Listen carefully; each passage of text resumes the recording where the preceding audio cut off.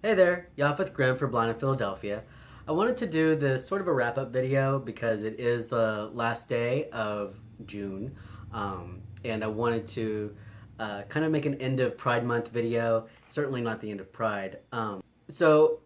with Pride comes a lot of marketing, and when it comes to marketing that goes out by the big businesses and just really anywhere in general that can afford a poster or a flag, there seems to be, the bigger the advertising, the more whitewashed it is, and the more binary and forcing it is. You see a lot of these things, the advertisement of these, you know, somewhat straight looking people or these really outlandish representations of LGBT people when really that's that's not the presentation that we need, and it's not the representation that is accurate. Having to protest the trans erasure and the POC erasure that goes on within the LGBT community, uh, that's a year-round ongoing thing, but even more so during the month of June. And when we have all these different things here that are going on in the city of Philadelphia that um, kind of do this bigger boost for black and brown representation as far as being recognized in the LGBT community,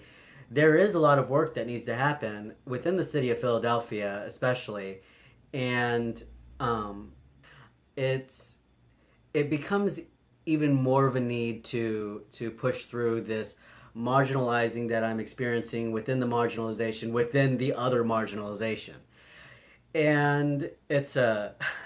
nothing short of overwhelming to um, have to go in these queer spaces that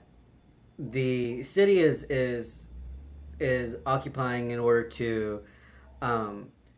to try to communicate that they are for this intersectional diversity within the LGBT community,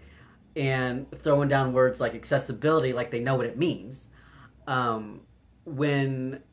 it really doesn't entail just language. Um, and for those of us in this disability community, it's like,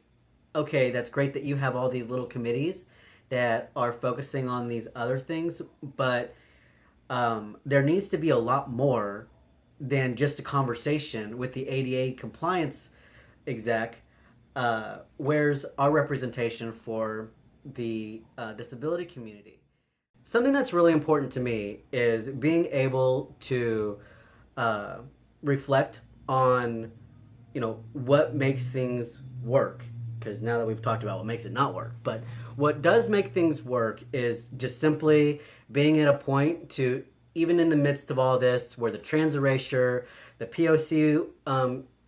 aspect of things getting whitewashed to hell, and being a part of the disability community, I would have to say that this Pride Month was the most empowering that I have experienced thus far. And when it comes to the people who are also within the disabilities community, being able to meet each other in these various spaces and collaborate and talk more and learn from each other, that's also really a breath of fresh air to me. And so being able to get in touch with that as far as being a uh, in the QTPOC community as well as the disabilities community, and having that merger this month was just absolutely phenomenal. Um, and there is one person especially that I do want to mention, and that's Sharon Cooks, because um, just as the Pride Month stuff was getting pretty heavy for me, um, as far as being that POC fighting this whitewash, and then being that transgender person who's fighting that erasure, and then being this disabled person who is constantly having to ask permission to be acknowledged at LGBT anything. Um, to to have Sharon Cooks uh, really internalize um, and respect the symbiotic trust that, you know, I as a blind person have to have in her, and then um, her trust and communication with me. To me, experiencing that merger right at the time that I needed it was the was kind of a very pivotal point in my experience um, with this protesting of arrogance. So I could have just a little bit of Pride Month, and so you know, um, I want to make it clear that there is just something that is so uniquely powerful about a person, and not just Sharon Cooks, but anybody who is willing to internalize and connect with other people in ways that help them find that spirit within themselves to draw from that own inner strength, um, and not just be, you know, the cheerleader encourager. I mean, that's good in its own right, but to be able to um, really help you dig deep down inside of yourself to bring that up. Um,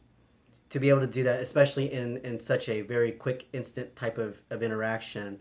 that's really a gift, and that's something that I feel like all of us can learn to develop, if so we choose. So, anyway, all in all, a very empowering Pride, a long way to go, but you know, that's those are my remarks. So, if anybody has any, yeah, all right, I covered everything. If anybody has any questions or comments, you know, by all means, leave them in the comment section or message me like some of you have. I really appreciate it, and I'd like to hear about your Pride experience and what Pride Month meant for you. Even so, that it is this ongoing battle to, you know, be able to be visible in the community and to be acknowledged. So let me know what you think, and I look forward to hearing from you.